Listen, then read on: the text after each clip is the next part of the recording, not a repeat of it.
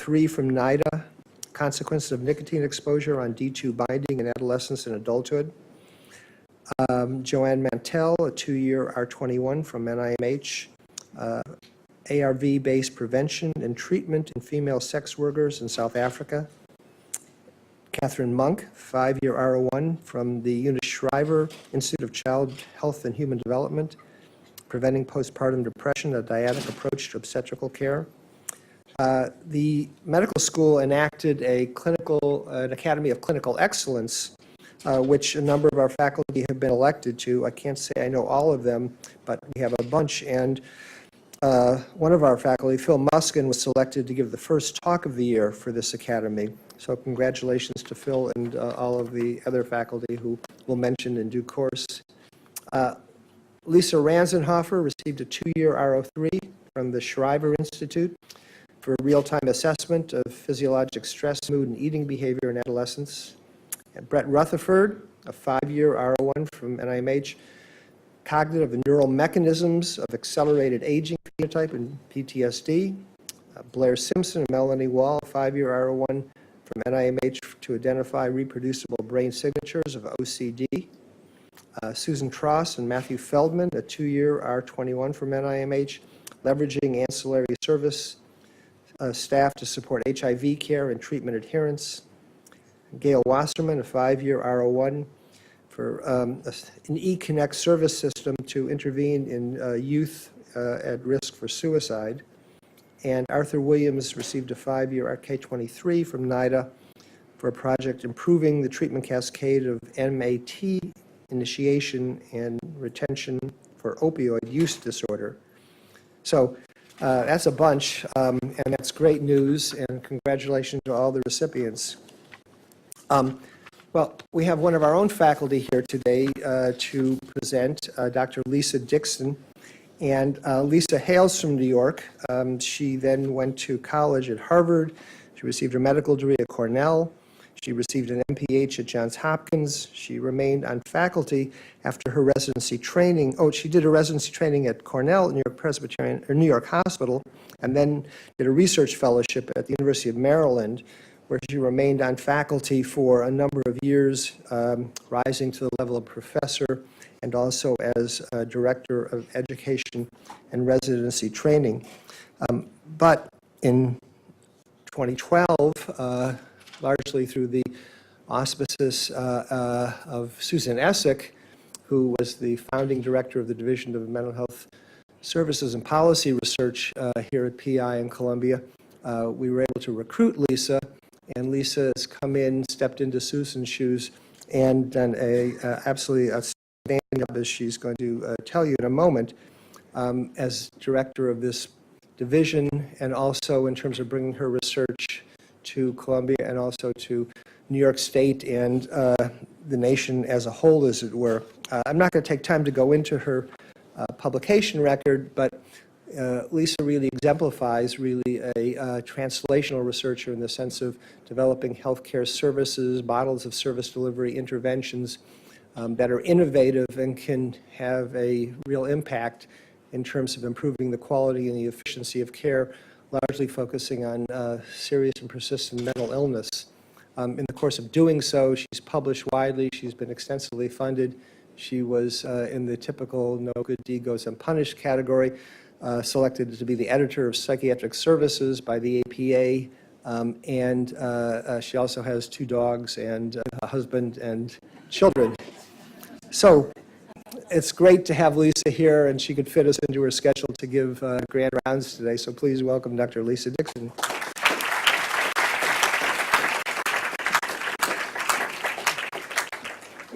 Good morning, everybody. I just need to say that I only have 1 dog, but he's enough work that it counts as 2. I'm really delighted to be here. I have been out and about doing talks, and I'm generally not nervous, but you know how it is when you go home, you're nervous in front of your own peers. When I give a talk about early psychosis, I start with my own personal experience, which is that I have a brother who developed schizophrenia as a medical student, but I'm not going to do that today. I think probably some of you have heard it. heard my story already, but I will just say that it certainly informs everything that I do, and how, hopefully how I lead our team and how we lead our clinicians and treat our patients and families. Instead, I just wanted to reflect a little bit on how I feel about giving this talk and what it tells me about where I am in my career. Because when at Maryland, for the most part, I was a health services researcher. I did this little side gig as a training director, but honestly, I chose to do that because I thought it would be a great laboratory to do research. It turned out not to be so true, but mostly I've been a clinical health services researcher, and I have to say I was starting to get a little tired of it. Doing all these randomized trials. And so when I had the opportunity to move to New York, I kind of turned everything on its head with this fantastic opportunity to work for the Office of Mental Health and work at NISP, and actually sort of really work at building programs as opposed to researching programs. But then I realized, and that will be reflected in this talk, because there's, you're going to see some data that's not research ready, research perfect. I can't, you're going to see messy data that, is going to have problems with both, internal and external validity. This is making noise. I'm going to get rid of it. So I feel like in a way I'm in a little bit of limbo between this kind of being a clinical person who builds programs with agencies and states and beyond, and a researcher. And I think where I'm at now is this desire to try to pull it all together, and having built with all these partners that you'll see on track, and some of the other things we do at the Center for Practice Innovations, to really try now to kind of bring that rigor and that internal and external validity back into some of the work we do. So it's just kind of a way of maybe explaining some of the lack of precision of what I'm going to be talking about. I'm quite aware of it, but I think that we have to go there as researchers in order to do the work that really is engaged with the community. And I know I've lost 3 minutes on that. Again, just before I jump into this, there are so many people that have contributed to this work and continue to contribute to this work. And I know that I haven't even, I've not included everybody, but just a few that you see, and different people here and in the state doing different things. Okay, so the first thing I'm going to do is I'm going to sort of just give the big picture. How did we get here? And then I'm going to be sort of digging more deeply into some of the specific sort of core issues in early psychosis treatment. But there is a policy context, a policy and service delivery context that I think is very important to understand this question of where we are. Okay, so, and this is where I'm going to be trying to channel Howard Goldman, who's my health policy colleague. So what was the policy context around 2005? Many countries, many developed countries were developing early intervention stage-based treatment programs. Australia, UK, Canada, we were far behind. And why were we far behind? Why were we not doing that in sync with the other countries? And this is where you have to get into the history of the US mental health system. The community mental health center movement of the mid-20th century, and then many cycles, we call that a cycle of reform, had the promise of preventing disability, starting with younger people, and trying to prevent the onset of mental illness. And the fact of the matter is, a couple of things happened. It failed, okay, and also it led to this backlash of the perception that we were abandoning people with serious mental illnesses, people who had established illness, people who had established disability, that we weren't focusing on them.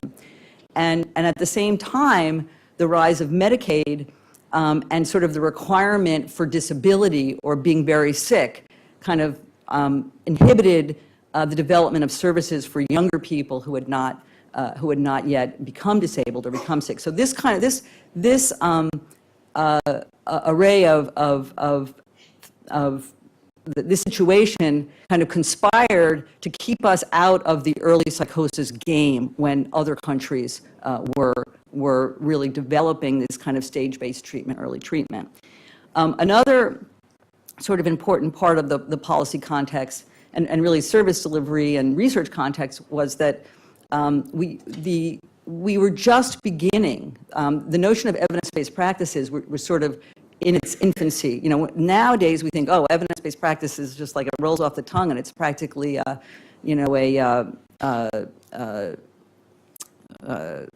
its used so often it has no meaning. But at that time, it was the ports that were, funded by the AHCPR at that time that sort of, approached analyzing care delivery to look at variations in practice and why were there variations in practice and how to kind of reduce variation practice and focus on treatments that work. So this was all happening in the early 2000s. And in that context, in some sense, to address the lag in the U.S.'s participation in this kind of early psychosis endeavor, the NIMH, and I think Jeff probably knows, you can probably put more of the details on this than I in terms of how this all happened, but the NIMH created a program announcement that was called RAISE, Recovery After an Initial Schizophrenia Episode, and you'll see that the RAISE initiative seeks to fundamentally alter the trajectory and prognosis of schizophrenia through coordinated and aggressive treatment in the earliest stages of illness. And the statement of work that we responded to in writing our proposals was very different from sort of the usual R01 type of project that was being solicited. The RAISE statement of work required that we propose something that developed, refined, deployed, and tested an early intervention model that is relevant for the U.S. mental health system, that engaged community treatment programs, not academic research clinics, as partners with sort of everything typical. And finally, incorporate features for rapid dissemination, adoption, and implementation in community clinics. And so if you look at this as a health services person, you think, hey, efficacy, effectiveness, and implementation all in one project, which is basically impossible. But I give NIMH credit for having sort of the chutzpah to require that. In other words, if you don't ask for it, you ain't going to get it. And I really think that this decision was very important in what sort of subsequently happened. Okay, so this is where it gets like not so much fun for us, but there were two projects funded. The RAISE ETP study that was led by John Kane, and then the implementation study, which again has its own story, but a number of us were involved in that. And the R study, which was the implementation study, we created with that the RAISE Connection program, which was not a randomized trial, but which our project had several goals, particularly around creating tools for rapid deployment, assessing feasibility, et cetera. The other project, which I'll be talking about, did a cluster randomized trial. And so we did this here. It was here at NISP in the Washington Heights Community Service. We created the RAISE Connection program, and this was done in partnership with the New York State Office of Mental Health and actually the Maryland Mental Hygiene Administration. And we did our thing, and we created this program that was RAISE Connection, that was built on evidence-based practices and connected them all in a way and adapted them for young adults. And we created a number of tools that were, again, designed to help with the deployment of early psychosis services. And then this slide is a cue to sort of have you, first of all, see that, and this is an NIMH slide, that the NIMH knew that in order to achieve their goals, they would have to have contacts and engage other agencies, federal agencies. And so this slide represents some of these engagement activities. But what you'll notice is that in the after the fourth quarter of 2012, which is in red here, there was a sort of an enormous explosion of contacts, okay? And what happened in the fourth quarter of 2012 was Sandy Hook. That's what happened in the fourth quarter of 2012. And so the focus of Congress, of advocacy, of NIMH was on, maybe inappropriately, we can get into a debate about whether how we want to deal with the issue of violence and mental illness. Nevertheless, this happened. There was a lot more interest in mental illness. And shortly after that, I just kind of want to interject that we had finished our RAISE project. We started On Track New York. Mike Hogan started On Track New York, actually, and we were moving forward with first episode treatment in this state, and Mike Hogan was committed. He felt that he had enough data from across the globe and also from our own experience here. So I'm trying to do this in somewhat of a chronological order.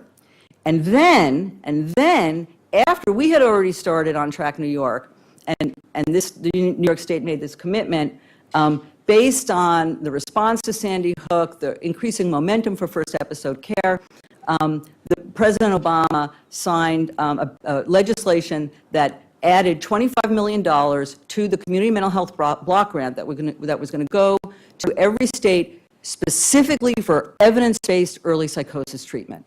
Those are very unusual. The community mental health block grant is known for its flexibility. There's not really earmarks, and the fact that the money was to be used not just for early psychosis treatment, but for evidence-based early psychosis treatment, before even the other RAISE study had its results, interestingly enough, is a little bit confusing. And this is why, sort of the world of policy and practice gets confusing.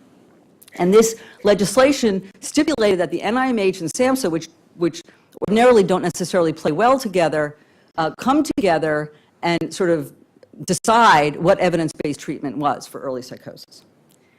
And I can't help but, this is a quote from Insel, characterize these events as the single most noteworthy research story in mental health of 2014. And Insel points out that RAISE reminds us of how research can be moved into practice when agencies, Congress, and states are aligned. Okay. And so the so-called evidence-based approach that was going to be supported by the $25 million in the block grant is now called coordinated specialty care. It did not exist before that the set-aside was, the $25 million set-aside was created. It was in some sense branded coordinated specialty care in an effort not to support any particular model, any particular treatment model. It's sort of like a common elements approach. And you'll see, and we'll come back to this, that there are keys. It's a multi-element, multidisciplinary, team-based model with case management, supported employment and education, psychotherapies, cognitive behaviorally oriented psychotherapies, family education and support, pharmacotherapy, and primary care coordination. Those are the elements. And then the care processes are a team-based approach with specialized training, community outreach, shared decision-making, et cetera. And this isn't going to be a lecture on all the micro issues of treating this population. That's really a whole other talk. But I think most of you will recognize a team-based approach. Okay, and then the results of, so we're at the beginning of 2014 into 2015, and then the results of John Kane's study are made public. It was in October of 2015. A number of us were down in Washington doing a congressional briefing on that day with advocates and for the release of these findings, which incidentally were gotten very wrong by the New York Times. And anyway, that was another whole nightmare, waking up to see the article that had all these errors in it. Anyway, fortunately, that study, which was a cluster randomized trial comparing 17 sites that were delivering community coordinated specialty care to the outcomes of patients at 17 sites receiving usual care, was positive. It wasn't like knock your socks off positive, but who cared, right? It was positive. And what you see here, this is Navigate, or their coordinated specialty care program. This is quality of life. This was their main outcome. Greater improvement than usual care. This is symptoms. This is reduction in symptoms in Navigate. This is usual care. So everybody was happy. And then again, there's momentum. All these states are getting into the game. We develop On Track USA because there's a tremendous need for technical assistance in implementing coordinated specialty care. And then everybody's worried this is going to be a one-off. This is going to be a one-off. Well, it turns out it wasn't a one-off. And there was legislation to double the set-aside from $25 to $50 million. So now every state was getting some money specifically to provide this service. And there were huge issues with how to finance it. There are still huge issues with how to finance it. But then CMS gets into the game, and we're trying to figure out different ways to use waivers and do a whole variety of strategies to try to pay for this. Because once again, these patients who are early psychosis patients are not necessarily, they're not necessarily covered by Medicaid. And in fact, we don't want them, to get into that disability arena. Okay, and so this is the last slide for this portion of my talk. What you'll see here, this is again a slide that I got from Bob Heinsohn, who I think is probably the NIMH staff person who is most responsible for making all this happen. And what you see here is the number of states with early psychosis intervention plans over time. And I dare say you will not see a graph that resembles this for any other, care practice or care service. This incredibly rapid explosion of early psychosis programs. And you'll see here that obviously it was the federal funding that, kind of began to make it happen. And I just want to give New York State a shout out here, because we were here, and I think as I've talked to people, the courage and the vision of our leadership here in New York State were really instrumental, I'm told, in sort of propelling this thing forward. Okay, so now what I'm going to do, that sort of brings you to the present. We still have the $50 million a year, not 50 for us, but we have like 3. Each state has gotten some, and we are in the thick of it. All right, and I'm going to show you a video. It's a video of someone who has received on-track services, because I want to put you in the mindset of this work. And then what we're going to do is we're going to try to dig into some of the thornier scientific issues, and you'll see what some of the outcomes of On-Track New York are. So if I can, I think what I do is this is a 5-minute video. I may cut it off like at 3. Okay, now, I'm supposed to be able to do this. Oh, here we go. Okay.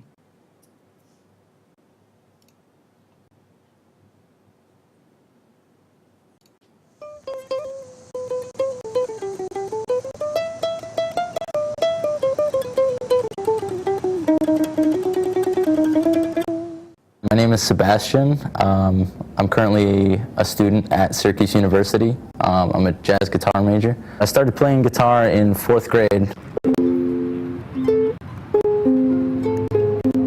The week before I was scheduled to move in at Syracuse University, I went shopping with my mom to buy dorm supplies. While we were shopping, I was having very vivid visual and auditory hallucinations. I remember feeling like anytime we walked by somebody, I felt like they were giving me weird looks, and for some reason I thought they were all scheming something behind my back. At one point I even heard a voice in the other aisle directed at me saying, "They're not your friends," and that freaked me out a little bit, because I was like, who's this? Who's talking to me right now? And my mom kind of caught on that there was something up that day. My name is Tere Paniagua. I'm Sebastian's mother, a single mom. Sebastian is the youngest of 3. He wanted to live on campus, and we were just making all the arrangements. He was just acting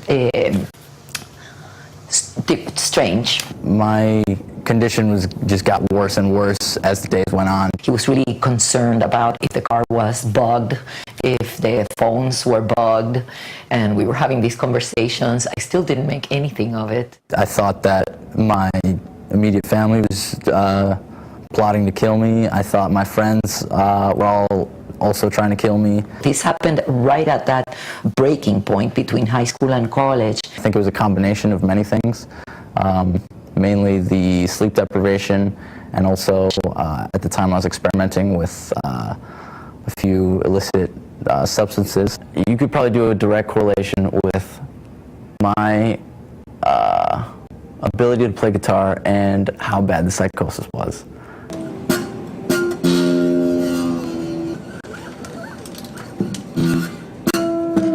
And at one point, I thought we need to get to an emergency room. I remember being kind of very skeptical of the people around me. And that's the first time, the first of 4 hospitalizations. I didn't start to get better until group therapy, and that helped a ton. It was the communication that I had with the other patients there. There was a breakthrough. By then, he was already meeting regularly with psychologists from On Track, and having that that system in place by the time he was released from the hospital made a huge difference on how effective the treatment would be. On track, they were super helpful when I got out of the hospital, getting me like back on my feet, like they helped me get a job. Really important to go through the program with your child, understand the program, benefit from the program. After I had already like bounced back and I was ready to start up classes. By then it was the middle of the school semester. And nobody that I had any classes with knew me or like what I had just been through. I remember the first guitar lesson I had with my new guitar teacher. He like asked me, he's like what happened? Like I haven't heard from you in a while. Like I was supposed to see you in the fall. And I was like, oh yeah, I had a little bit of psychosis. And he was like, wow, like that's heavy. Like initially everybody's like, what? And that's probably because it's so unusual for someone to talk so openly. But, you know, I didn't like hold anything back. Like I told everybody pretty much the whole truth. I began to think that his openness to talk about this was actually making people feel so comfortable and like okay with it. Turns out that everybody had a story to share about someone in their family or themselves. The word crisis means change, right? And we're always going through some kind of change. I got a lot of life experience in that whole time where I was just sick. And this healing that he has experienced has been the healing of our entire family. Okay, I'm going to stop that and then hopefully come back to it at the end. I wanted to make it real, because this is what it is. This is what it's about. And if I can get back, I'd be happy. How do I do that? Escape again, maybe? I do this. I need to get back to my PowerPoint. I tried that.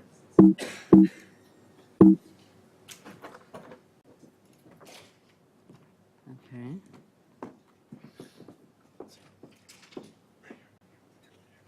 I knew I'd get I do it partly okay, but I knew I'd mess up something. I was completely oriented to this before. Okay, it's not his fault.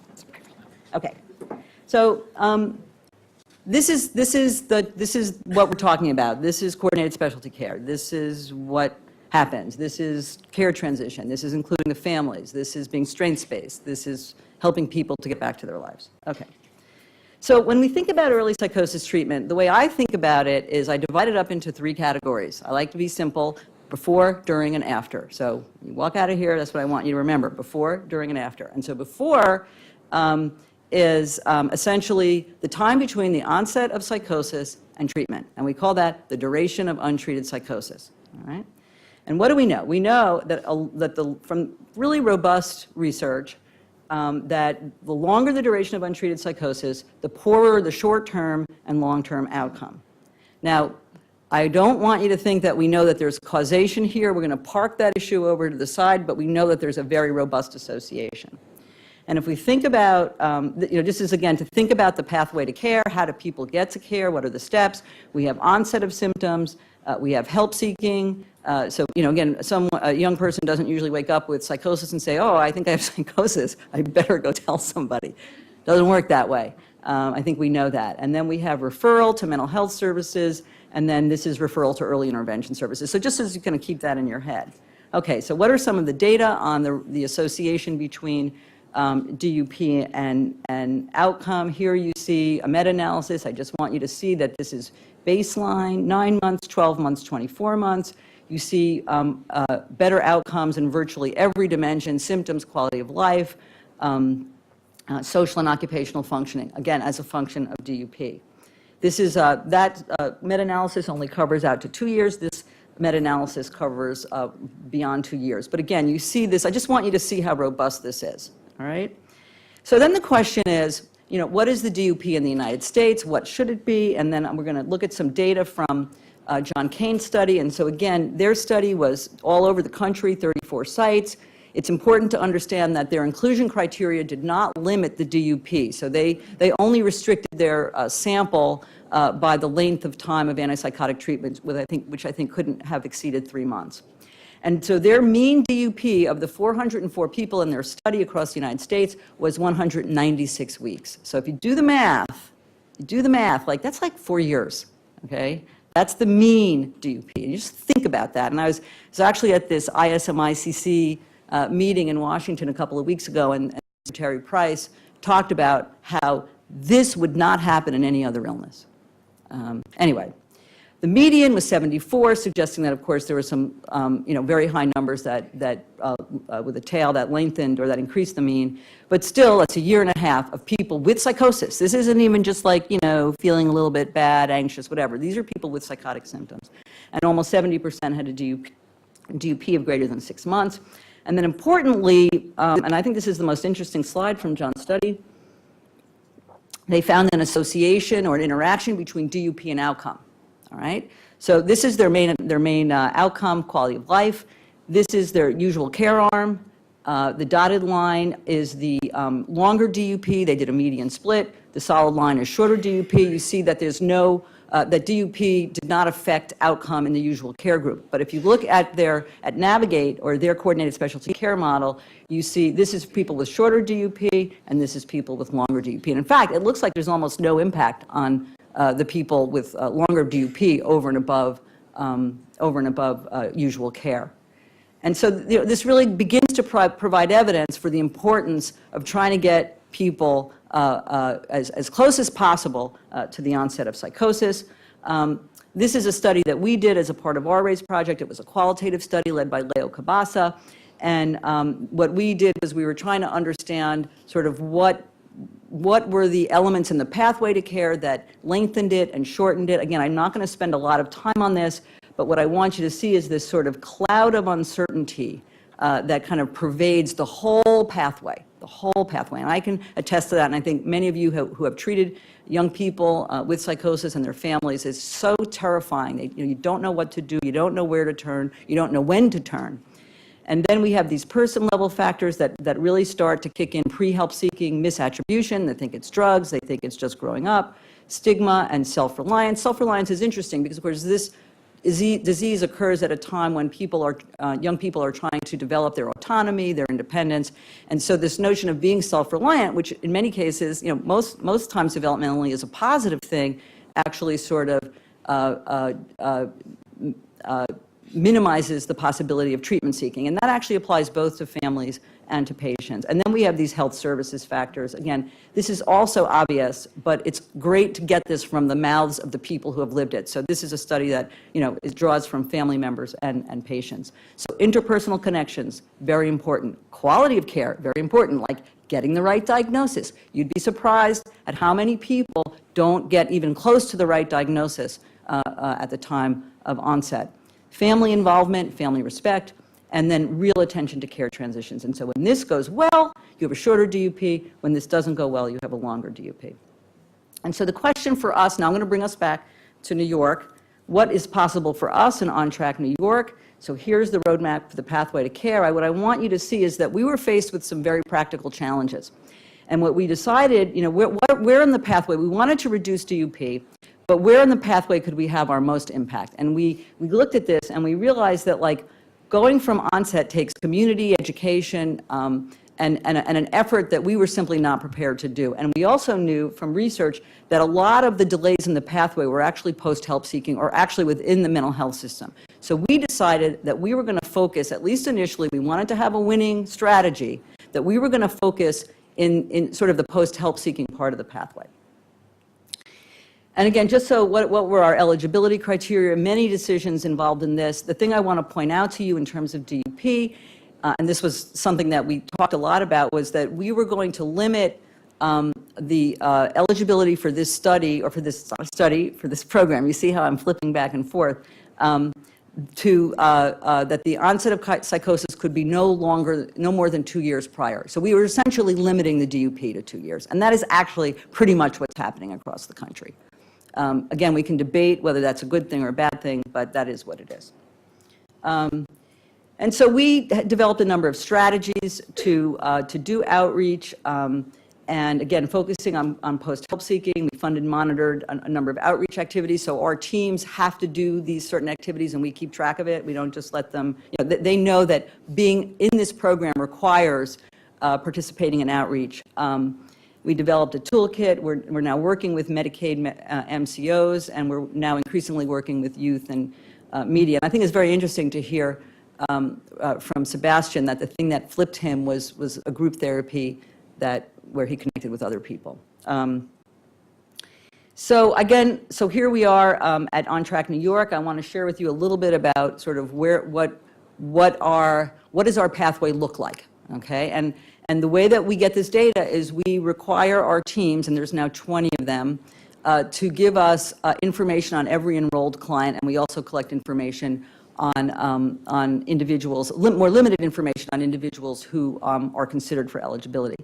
So 25% of those, and this is through 8/117, 25% of those who are referred are eligible. So we get a lot of referrals that don't stick or that aren't appropriate, which is not surprising.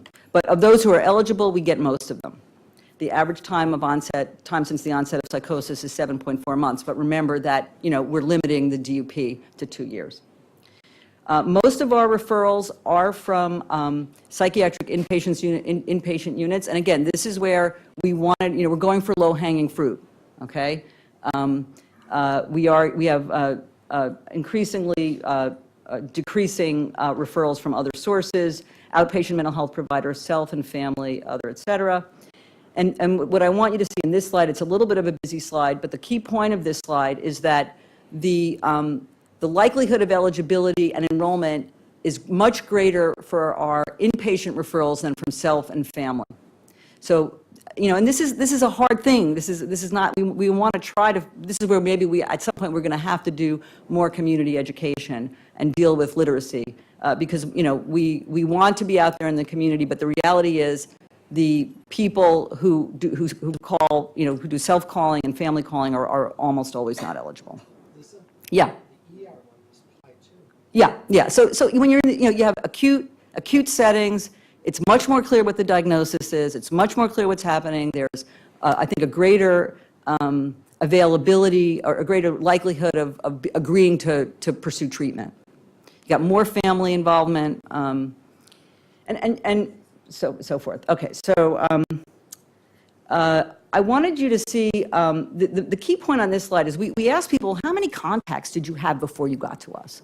And this is the average at this point, and the data are a little bit old, is 3.3 contacts. So if you think about it, these are young people with psychosis, and they have 3.3 contacts before they get to us. And then I thought this was very interesting too. We asked them, well, what were these contacts for? What were they being seen for? And it wasn't like they were being seen for anxiety. They were being seen for psychotic symptoms for the most part. So, this tells me that, we have a lot of work to do in the system. And of course, we also have to educate, in terms of, the purveyors of this treatment, we have to educate our providers. And so this slide is interesting. Greg Simon is a researcher at UW who has this big data, five agency or 5 program database, and they have basically access big data to many patients in many systems. And they developed an algorithm to identify first episode psychosis from claims and, from sort of charts and claims. Okay. So we got the algorithm, and we've been working with PME on this to see if we can identify first episode psychosis patients from Medicaid. And so we're just in the beginning of doing this, but I want to show you where we are. So the first question that we ask is, are our on-track patients, the patients that we know are eligible, that meet our criteria, can we find them in Medicaid? All right. So turns out we could find almost all of them. These are the Medicaid patients, by the way. I mean, we have half of our patients are not Medicaid, but of the Medicaid patients, we could find most of them here. And it's interesting. So we could see, combining our on-track data and the Medicaid data, we see that the gap between the first onset of psychosis, which we got from the patients, and the first diagnosis date in Medicaid was about 92 days. So 3 months. That's actually not too bad. And then another 165 days to get to On Track New York. So what we're going to try to do now is we're going to be working with this. We're going to try to see if we can, if, what we don't want are false positives. I mean, it's a very complicated thing, but we're going to be working this. You may ask, well, where in Medicaid, what kinds of services did these patients first present at? Did they present in primary care? Did they present in substance use? Did they present in mental health? Well, it turns out that 74% of them presented in mental health, and about 18% presented in primary care and medical care. Okay. Future work in this, we are strengthening ties to NYC START, which is New York City's mechanism to refer first episode psychosis patients to a care transition protocol. We are wanting very much to strengthen our ties to COPE. We're trying to share staff and working with Raghi on his grant. Involved in, I think, a study of an R34 that is just, I think we're expecting the note any day now, to do screening in child mental health clinics using a psychosis screener. Michael Compton is writing a grant to link, try to reduce DUP by linking with Rikers and the criminal justice system. And we're also working on a grant with some partners to consider this gets kind of complicated, but the question is, do all people who develop psychosis go through clinical high risk? They go through this prodromal phase? And it turns out that they probably don't. And so it seems like there's going to be there's a good number of these patients who may not go through that, so how do we fund them? Okay, so now we're at the during CSC, all right? And we already know that, that we know what this model is, coordinated specialty care. We've talked about it, okay? And I just want to show you a little bit of data. So this is retention data from the Navigate study. So this is survival. Here, the CSC program. This is usual care. You see greater retention in Navigate. You've seen the maybe not so exciting results, but there's still statistically significant results of the Navigate study. This is another controlled trial from the STEP program in New Haven. This is their coordinated specialty care before and after, reduced hospitalizations in STEP, reduced hospitalizations in usual care, but less so. This is vocational engagement, this is STEP before and after, and this is usual treatment. So again, the idea being that, we're not relying on one randomized trial. We've got at least 2 randomized trials in the States, and then, of course, we've got all this work internationally. There's still a lot of question about whether inpatient use or relapse is reduced by these models. This is a meta-analysis that shows that, in fact, yes, inpatient hospitalization and inpatient days were reduced. In the Navigate study and John Kane's study, there were no differences in hospitalization between Navigate and usual care. So, I think hospitalization is one of those things that is very much sort of context system dependent and maybe isn't the best measure to use in terms of relapse. But in any event, what I just want you to see is that, and this is just the tip of the iceberg of coordinated specialty care studies, but there is, again, a fairly, I would say, a very robust evidence base for it. So this is On Track New York, and I want to go into a little bit with you what we've done here. You see our, actually we worked hard on the branding. We actually used a company to help us name and brand the program. You already saw our eligibility criteria. Again, this is our exclusion criteria, intellectual disability, autism spectrum disorder, and then a primary diagnosis of substance use disorder. I will tell you that this, I think everybody in here knows that it's far easier to write these inclusion and exclusion criteria than to apply them. We work with our teams, and we try to be really, really picky about this, and this is a whole other debate of whether we should include affective psychosis, and the state decided not to. This program does not serve people with affective psychosis. This is our program. The one thing I want to note is that we now include peer support in our model. Otherwise, we're fairly, we are represented well by the coordinated specialty care notion. We started with 4 programs. We added programs. We added programs. And right now, this is where we are. You'll notice that we're in population centers. And we have a pretty big presence in New York City. If you were to do the math, we probably have about half the programs we need to serve the population of New York State, maybe a third, in terms of if you estimate the incidence and look at what our capacity is. More tricky than serving the state is figuring out how to deploy the programs to serve the state because of the population dynamics. Okay, so here we are. This is our as of 9/17, we have enrolled 711 young people, mean age 21, 13% less than 18, mostly male, very diverse group of patients. We have 48% Medicaid, 40% private. The state is committed to serving anybody who's eligible regardless of insurance status. We have a small group of patients who are homeless, and again, the time since onset is 7.4 months. You see here our engagement, so obviously 100% at baseline, 96% at 3 months, 90%, 87%, et cetera. So I think we're fairly proud of that level of engagement. Here's some data. This is rates of hospitalization within the prior 3 months. So you'll see that 75% of our patients had at least one hospitalization in the 3 months prior to enrollment, and this is every 3 months. We worked with Melanie and Jennifer, who are sitting there, and they will recognize this graph. You know, because the sample is always changing, and we have different people who are in the program for different amounts of time. You can't just like, oh, let's just do an ANOVA. Like, that doesn't work that way. So we engaged Melanie and Jennifer to help us see, you know, the impact of our program. And so this is the first 325 subjects. And what we do is we've collected data, then we de-identify, and we've had then permission to study it.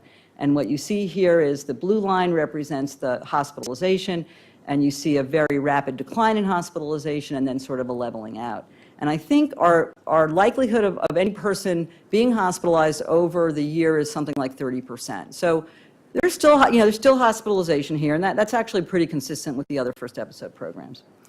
Okay, well, I'm gonna maybe go over just a little bit after 12, but because I love this slide. So this, because, you know, when you look at these hospitalizations, you don't see people, okay? You don't see people. And what I want you to do is I want you to see people, because this is such a heterogeneous disease, right? So this is, again, courtesy of Melanie and Jennifer, this is hospitalization, and this is not hospitalization, okay? So black is hospitalization, gray is not. So you can see at baseline, okay, it's telling me to, okay, I'll just make it snooze. We had most of our people were hospitalized within 3 months of baseline, and then most of those have not had a subsequent hospitalization, all right? But there were a few who have, and then there are a whole group who didn't have a hospitalization at baseline and who haven't had a hospitalization since then. But we have, you know, if we look at these people that sort of have this, you know, black and gray interchange, I think these are the people that we have to focus on when we want to try to understand who we're not helping. And this particular type of graph is going to be very interesting for work and school. So we look at Myrick-Gaff scores. The point here again that, you know, symptoms are going down, occupational functioning and social functioning is increasing, and this is again the adjusted graphs that Melanie and Jennifer have worked on with us. We know that predictors of social functioning were higher social functioning at baseline. Predictors of higher occupational functioning were higher occupational functioning at baseline, being female and being white relative to being Asian or Hispanic. And predictors of lower symptoms were lower baseline symptoms, shorter DUP, and some college relative to less than high school. This is, I just wanted to show you suicide. 30% of our patients had suicidal ideation at baseline, and you see here that goes down. This is percentage of individuals in work or school over time. So this is work or school, and you see that climbing right away quite quickly. And I think this is going to be a debate in the field because others are saying that the work and school doesn't come back right away. That's not what we saw. I mean, we're seeing it more immediately. Yes, they're all receiving supported employment and education. They're all receiving support. They're all receiving the treatment model. Yeah. Yeah, because we're remember, these are people who are in ongoing treatment. So some of those, and this gets to the whole issue of dropout versus ongoing treatment. And this is why we need Melanie and Jennifer. But that's a really good point. But that's not necessarily because of dropout. It's because we're following people in real time, and we're trying to use as much data as we can to understand what's happening. Why didn't you use a Kaplan-Meier analysis? Maybe you can help us. Yeah. Okay. So, as I said, we spent a lot of time on this. So, and here again, so this is work in school participation, baseline work in school predictive, being female. So being female tends to, confer better outcomes here, at least for occupational functioning. And so here's the work school data. And here again, this is, the gray is not in work school, the black is in work school, okay? I have that right. And so these are people who are in work and school at baseline, and they're always in work and school. And these are people who are not in work and school at baseline, and they're never in work and school, okay? So, and then we have this group of people who aren't at baseline, and then they flip to being in work and school. And I think the point here that I want to make is that I have a problem when people talk about early psychosis treatment as if it's this kind of monolithic, we have a monolithic population with sort of a treatment that, is standardized. It's not. We know we have different patient groups, and we have to try to, I think in order to really get us to the next level, we have to appreciate that. This is a table that represents the percentage of patients, estimated percentage of patients, given the nature of our data, who go on Social Security. And this was stimulated by a paper in the American Journal by John Kane's group, where they found something like 34 to 35% of patients got on Social Security over their study. We thought we were seeing much less than that, and in fact, we were seeing about half of that. And again, it may in part be because they have people with longer DUPs, and so the sample gets very complicated. Also, in that paper, there was no difference. Right, there's no difference between control and their treatment group. This is actually in press as a letter to the editor in the American Journal of Psychiatry, so hopefully we'll get some of our findings out there. We use shared decision making, we do person-centered care, so not everybody's on antipsychotics, but I just wanted you to see what percentage of patients are prescribed antipsychotics over time, and you'll see it starts at 90% down to 78%. We try to get people on antipsychotics, but we don't throw them out if they don't, and we need to work with them and listen. This is the percentage of patients with family contact. Okay. Lots and lots of gaps. I shout out to Alice Mendelia. We're working with her on cognition and cognitive remediation. We're working with Barbara's group on suicidality. We have lots of problems with trauma. Aggression and violence are, critical issues. So we are just, there's so many ways, we are so far from having really the best treatment. And so we're working on all of these things. And again, we have a number of grants funded, grants to develop training programs, and also grants to enhance the intervention. So I want to just conclude with really what I think is a very, very important piece of this whole story, which is, does it last? Most of these programs last 2 years, 2.5 years, 3 years. Are we going to change the course of illness? And that's really the fundamental question, or one of the fundamental questions. And I'm just going to tell you right now, we don't have evidence that we're doing that, okay? And I think it's really important for us not to overpromise, because we've seen the damage made by overpromising in the past. However, we have made a difference, at least in the short-term outcomes. And so what are some of the data? This is the 5-year follow-up of the LEO study in UK. Followed, they benefits at 18 months, at 5 years, no differences in their groups. This is the OPUS study, the biggest randomized trial of a pretty good coordinated specialty care intervention, although it did not have supported employment and education.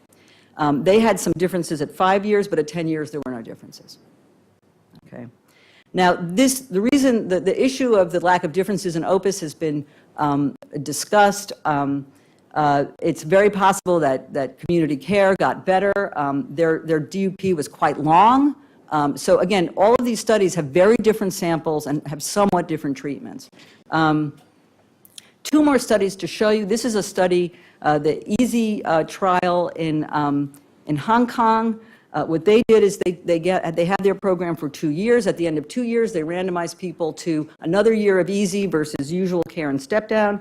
And what they found is that the individuals who were randomized to another year of easy either kept their benefits or got better.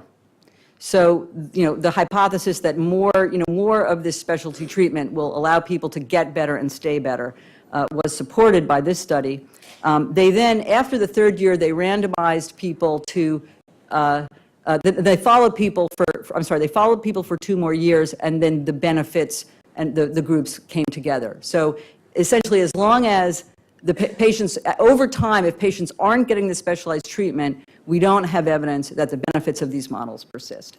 And there was just a study that came out yesterday in World Psychiatry out of Canada, in which, again, they randomized patients who had 2 years of treatment to either another 3 years or usual care, and they found that the likelihood of remitted positive symptoms, negative symptoms, and overall was greater, or the treatment gains essentially persisted if they got the treatment for 3 more years.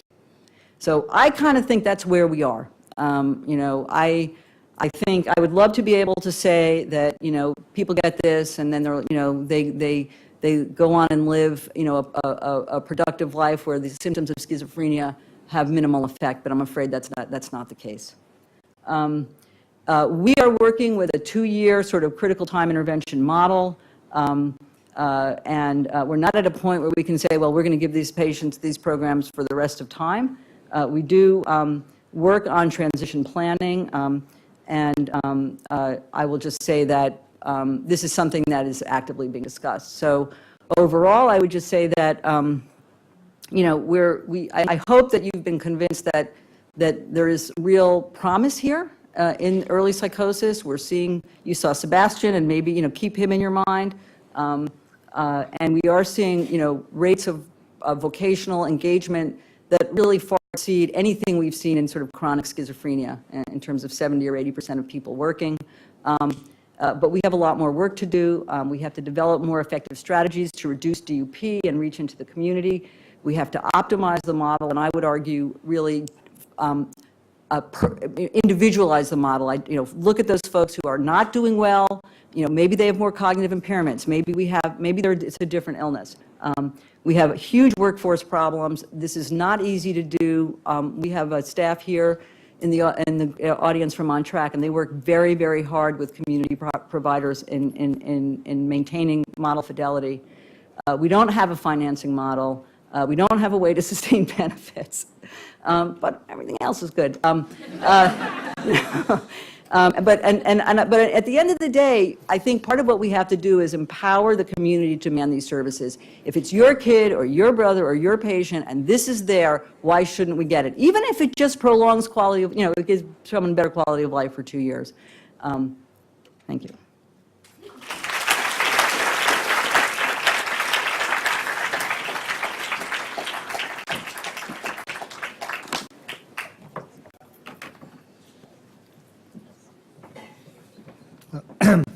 Lisa, 2 things I wanted to comment on. One is that research is such a delayed gratification type of endeavor that this program really illustrates how decades of research really basically crosses over into clinical practice and what the process is. So all of the elements of that process are represented in this, and Lisa could probably give several grand rounds to sort of tell the whole story of how this evolved and how it came to be. But it's really something that it doesn't get much better than that. The second thing is that it's really gratifying. You could hear the enthusiasm in her voice. I mean, she was like so excited to present these results, and that's wonderful to see and hear, and that's what really keeps us invested in this kind of work. So, but I have a provocative question for you. Go ahead. I thought you might. As you know, I'm a believer in the progressive degenerative process of schizophrenia and the ability of treatment to be disease modifying and bend the curve, and that HAP article that Don and I did certainly, I think, reflects that. At the same time, the results are less than convincing, that you just showed, and I think you're being an honest broker by saying, we don't know yet. So my personal feeling is that the other RAISE study just was a flawed study, and that's why it didn't produce slam dunk results. But that notwithstanding, so the question is this: we've embraced it, and New York State, as you say, had the vision, and it's now catching on across the country, and people are getting behind it even before the evidence is all in. Right. So is this like robotic surgery, where every hospital has gotten robots to do this because it's thought to be the high-tech thing, even though the efficacy advantages aren't shown and the cost that it entails is much greater? Or is this more justifiable based on whatever, goodwill? Right. I don't think it's robotic surgery. And here's the reason why. Number one, I think we have very consistent evidence that people do better with the program. In the short term. While they're getting the treatment. Now, do we say, well, we're not going to do this cancer treatment because it only gives 2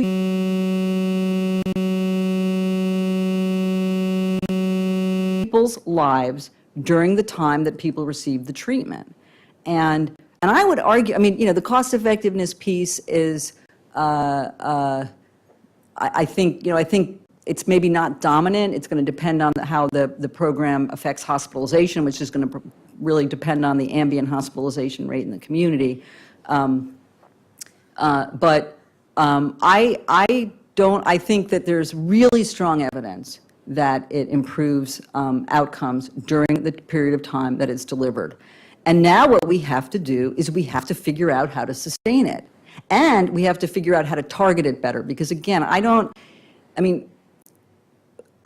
didn't really talk about the fact that in many, these programs, some programs include people with affective psychosis, some programs don't, some programs, again, we restrict by DUP because we don't take people who are more than 2 years since the onset. So I think there's a lot of questions about how to refine and target the treatment better.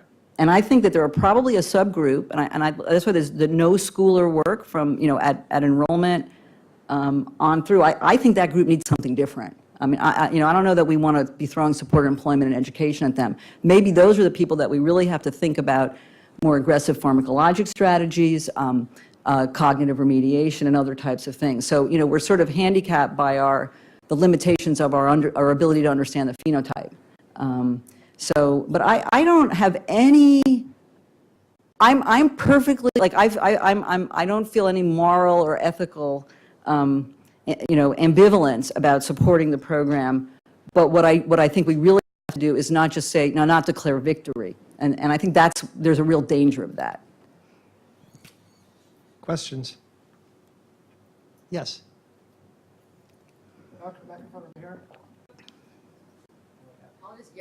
Do you have any data on the patients like Sebastian who made it through the program and are doing well, what they found most helpful about the program? Do you have any sort of surveys or interviews about what the patients like and think is helpful? Yeah. Or the families? Yael Hollischitz did a very small qualitative study of individuals discharged from RAISE, and I was just looking, because we only had only had 12.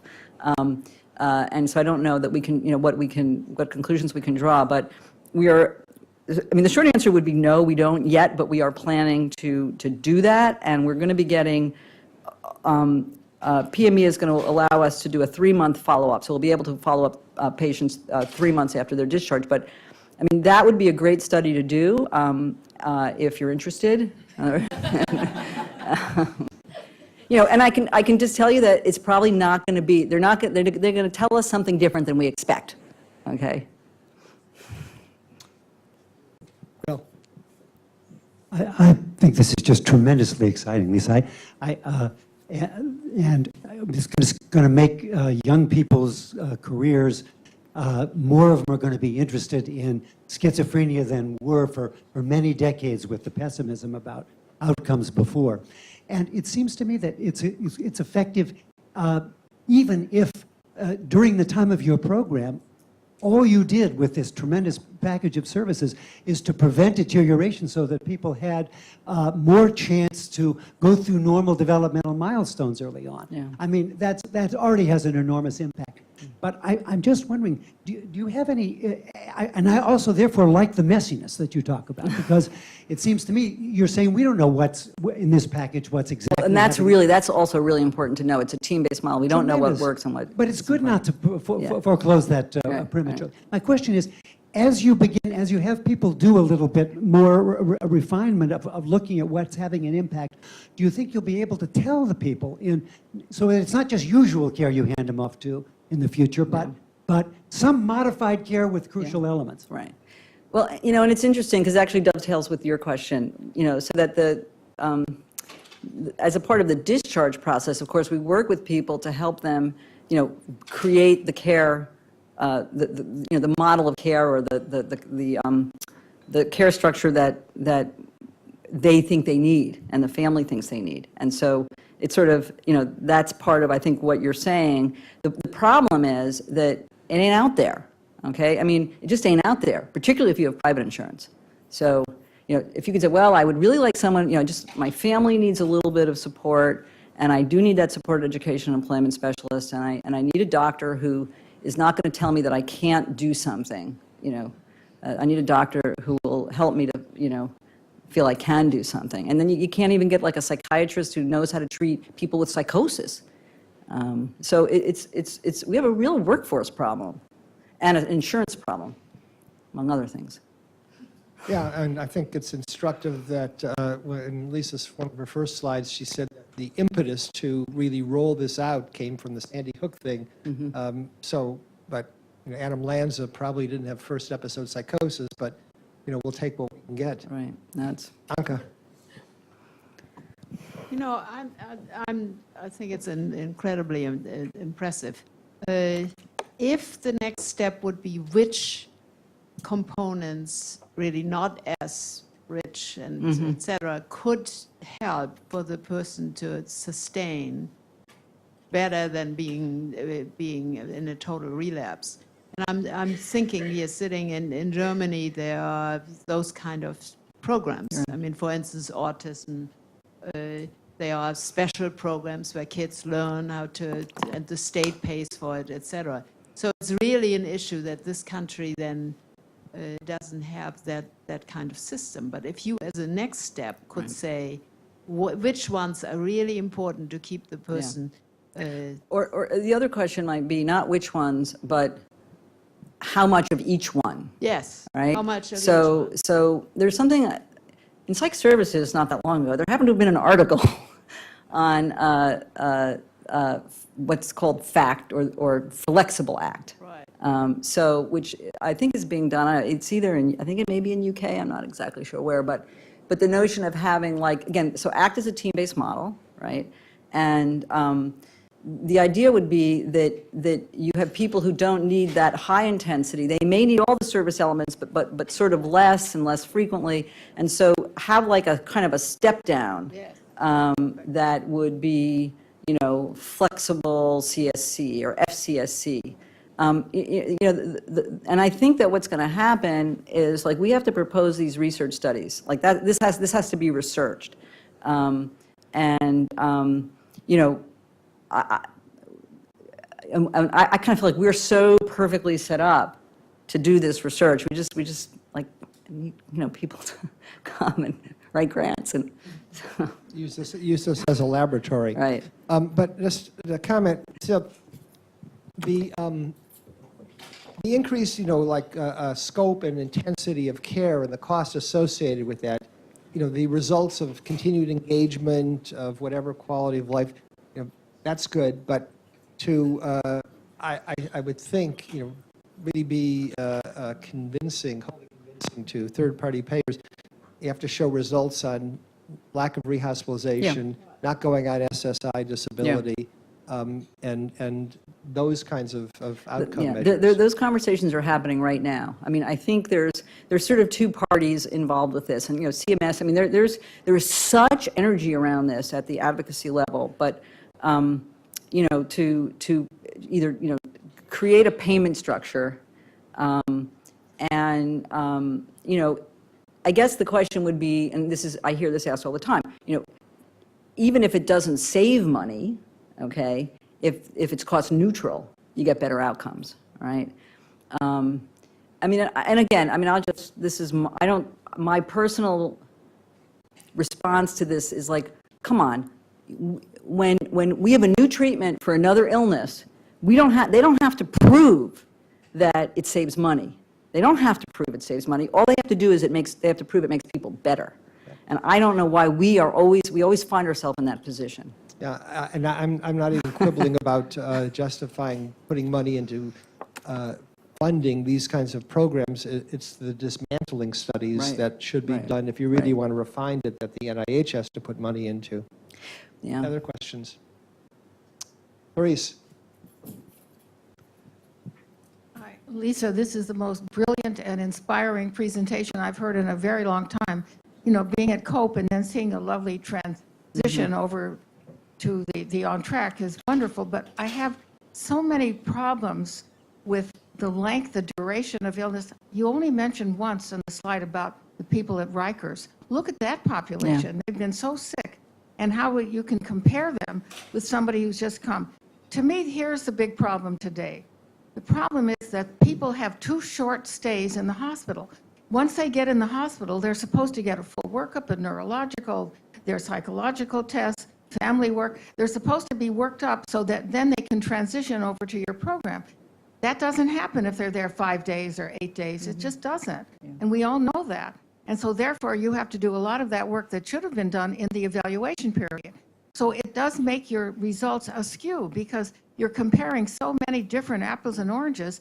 I don't know how you actually do the work that you're doing. I mean, it's extremely important. And I do agree with you that the longer they can be in terms of a follow-up and in terms of seeing the results and doing the wonderful measures that you're doing.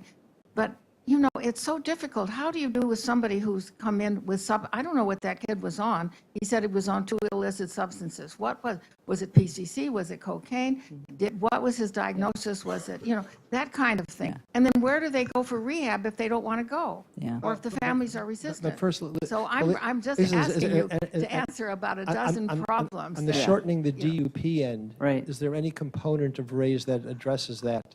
So, is there any component of the raised studies or? The on-track Yeah, okay. So, we do, I would say the teams, we have one of our staff, one of our team members, Hong Nago, focuses on this exclusively. And we work with the programs to connect, again, we started with acute settings and then less acute settings. So, and then, in New York City, NYC START should help us all together to get people who have been hospitalized, and so they don't have to be hospitalized 4 times. They can be hospitalized 1 time, okay? And I can just say so that's, I would say that, now NIMH has 3 or 4 grants funded to try to reduce DUP.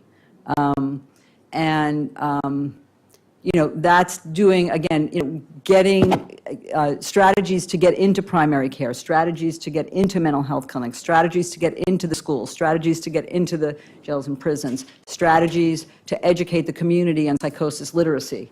So we're doing some of that stuff, and then we're also a part of grants. Our problem is our DUP actually is pretty darn good, and so for us we have to show that we're going to shorten it. But I want to just mention something about substance use because it really is a big issue, and our teams, with the backup of the clinicians in the On Track Central, many of whom are here. We work very closely with the teams to try to help them make a good differential diagnosis, and take people who even if they haven't had all the workups, you do the best you can, and once they're in, they're in. I will say this, that As far as I know, in the literature, there is really no effective treatment within these programs for people with severe substance use and, schizophrenia. And so the data to date, I think, show that about 2/3 of the patients who come in with substance abuse, which is about 2/3 of the patients, get better from their substance use with just good, basic, co-occurring disorders treatment, harm reduction, stage-based treatment. And then you have this other third who don't get better. And they are some of the people with the recurrent hospitalizations, the premature discharge. And we've been on calls with people, and we don't know what to do either. I mean, just, it's very refractory substance use, and this doesn't solve that problem. Where's Fran Levin, Meg Haney, Sandy Comer, all of our substance abuse? Adam Bizaga, they're not here. Yeah, well, Leslie Marino is working with us, and she was she has now a small grant, a small Columbia grant to try to, do some qualitative work around needs for addiction, and then, so we're connected to the substance abuse treatment. Just like you've gotten Anka's division faculty engaged with looking at the LGBT populations that may experience psychosis, maybe reaching out a little more proactively to get them. Yeah. Were you going to say something, Oliver, about, no? So I've got a question, though, for their epidemiologists, beginning with Ezra. So with, cannabis being liberalized and the recreational drug use, should we be expecting to see more, an increased frequency of psychoses? The epidemiologies remain fairly stable over time. Yeah, I was actually going to ask it, but I'll start. Probably. There probably is a relationship between adolescent cannabis use and subsequent psychosis. We know it's a risk factor, but is it going to change the population frequency? Quite common. Although adolescent cannabis use is reducing now, so that will counterbalance the... We're not getting volume here for the microphones, PJ. Oh, sorry.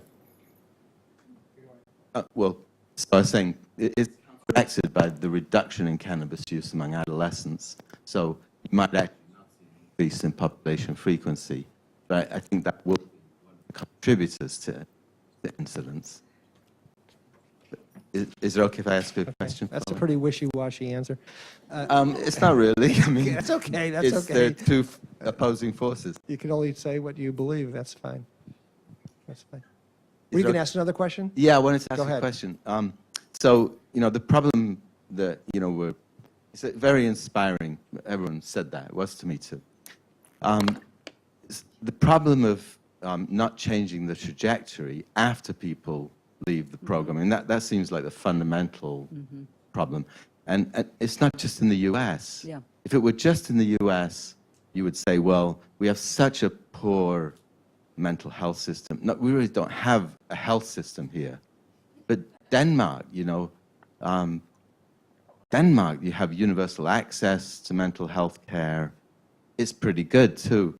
So can you think of things that we could do, to actually improve the care? And it might be that this would include an add-on from, from On Track New York, but not, okay. Yeah, You understand? so I mean, I think there are probably at least three things that are not sort of ever present in Denmark, where the OPA study was done, that might enhance the ability of these programs to change the trajectory. One is increasing role of peers. Okay, they don't have that. It's not in there. It's not a routine part of the program. Second is a greater focus on supported employment and education, which is also not in their program. I think it's starting to get there. And third is some greater focus on cognition. I mean, we all know that cognition is such a key part of the illness, and yet if you look in sort of the definition of coordinated specialty care, there's not a specific approach for cognition. And there are real believers out there that that think that this is essential, and then but we haven't, we're slowly but surely introducing it in a way that we think is rational and person-centered. And then, the pharmacology, I don't mean to even downplay the pharmacology, because the pharmacology of this, in this population is very challenging, and obviously, LAIs, which we should change the name of LAIs. I think we need to take a vote. They should not be called long-acting injectables, because who would ever want to take something called a long-acting injectable, okay?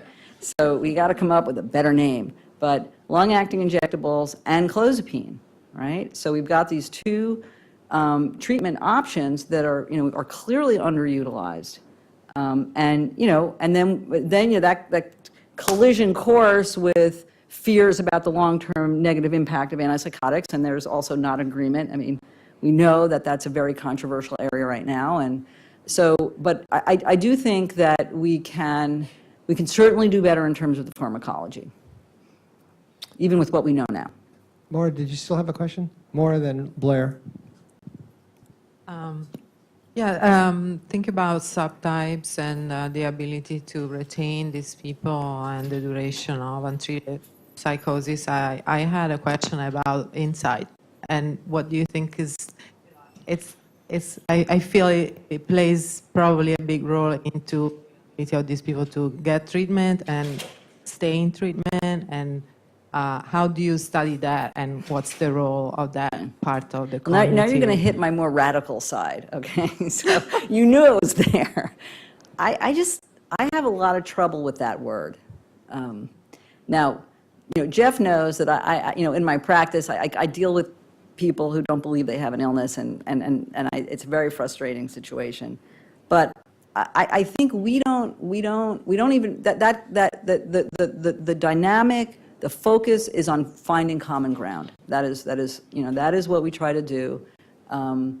It doesn't do us, any of us, in my opinion, so this is my speaking like as a, whatever, in a little bit of a, on the, I don't even know what the continuum is, but I feel like, I don't even know. All I know is like there's a lot of conflict and battles in our community that probably don't serve us that well. But of course, dialogue is always good. But I feel like the notion of insight doesn't help us get to the next step. I think there are certainly patients who do not, who don't understand what's happening to them the same way that we understand it. Okay, and so but they're also very different from each other. It strikes to me how much, like even in your video, right? There are some patients that are able to tell, and this is not just in schizophrenia, kind of in every disease, like that they are kind of able to tell you what they're experiencing, and others that are really very different in that regard. And I've always been thinking, like, I would like to understand where is this in the brain, you know, well, like so this function, like where is it? Right, but right. But let me say something that I bet if you saw Sebastian, before, like, we're seeing Sebastian after he's in a place where he can share his experience with us, right? But I think if we saw him when he was in the midst of psychosis, he would seem like he had no insight. He would seem like he had was really in the anosognosia or whatever and so. Maybe a way to reframe it is, can people engage in a way that, there can be some, that we can find common ground. I think there are probably people that we can't. There's a small group that we can't. But it's just, we see him now and then, and then he's the one with good insight, right? But I think that he didn't always have that. So. But you're absolutely. The larger issue of diversity and the definition of a delusion is you don't know it's a delusion. I was like, if we knew that it was a delusion, it wouldn't be a delusion, right? So that kind of wisdom, that observing, comes with time and maybe trust and those sorts of things. So, but this is yet another issue that we could study in our program. If people are interested, that kind of a study would probably be very low risk, if it's really engaging people and talking to them, et cetera. We could So I just wanted to say is that I know that I, as a faculty member, am incredibly proud that my department is doing such a project across New York State. So to Lisa and to all of the on-track team, I think it's really, you're really making a difference in the lives of people and in the lives of the nation. So I'm very, very proud of this program here. My second one is just to say is I have been trying to attract Lisa because I really think that On Track New York is a model not just for psychosis, but for example, I see a way if we could just come up with the money, could we use the On Track program to do early intervention, for example, in OCD, where we have really powerful first-line treatments that get half of people well, not just better, well. And could we move a trajectory, a long-term trajectory? Maybe we can or we can't in psychosis, but maybe we could in other disorders. And that last point I would make, and I think that's really exciting, how do we get the state excited by that? And the last point is maybe people saw in the New York Times, there was what I consider to be a really moving article about the National Health Service in England. It was a David Clark, who's a cognitive behavioral therapist for anxiety and depression, saw the power of these treatments, went to an economist, wrote a series of articles, and got the National Health Service to now offer all English people therapy for anxiety and depression. And it's now it was at 1 out of 4, but now 1 out of 3 people in England are calling up in primary care to get this. And the best thing is they're collecting outcome data. Yeah, that's so we're great. going to be able to see what's the outcome. Right. So you're really raising 2 points. One is an issue of access, and the other is really this issue of early intervention and stage-based treatment. And so I'm really glad you brought that up because I didn't go into it, but obviously, someone listens to this and they're like, well, can't we prevent psychosis, right? Shouldn't we be trying that, right? And so that gets you into the whole clinical high risk area. And my reading of I up until maybe 6 months ago, I thought that at least in the U.S., there was going to be hesitation about moving into the clinical high-risk arena and, deploying services. But I'm starting to see momentum for going earlier. And the fact of the matter is, if we take, a broader perspective on just, development and illness, and not so focused on schizophrenia or bipolar or OCD. I mean, the whole machinery of behavioral health problems really does need to kind of reorient itself around early intervention. Recognizing that there's always risks. Early, but then there are some downsides, and could be some unintended toxicity, and that's a little bit of what I worry about in this whole CHR movement. But it makes sense, and this World Psychiatry that just came out. What is his name? Paoli. What is it? Pusar Foley. Yeah, him, right. Pusar Foley and Pat McGorry and actually John Kane authored an article that really tried to kind of put the whole early psychosis intervention movement in the larger context of early intervention. And we're going to have to get there. I think it's the right place to go. For my money, it's about money and being strategic and winning. But I can tell you, we'll have, I have an executive committee meeting with OMH on Friday, and I think this is going to be one of the things on the agenda. All right, at what point are we going to say we're going to move into the CHR arena? Before we close, Susan, do you want to make any comments as the? I would just echo Blair's comments. I am so proud of this initiative. It is such a pleasure to hear you recount this and the synthesis, and just thank you. Thank you very much.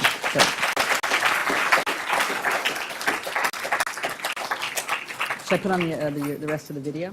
Take off your microphone. Do I don't have a microphone. Yeah. What happened to Warren? So the hearing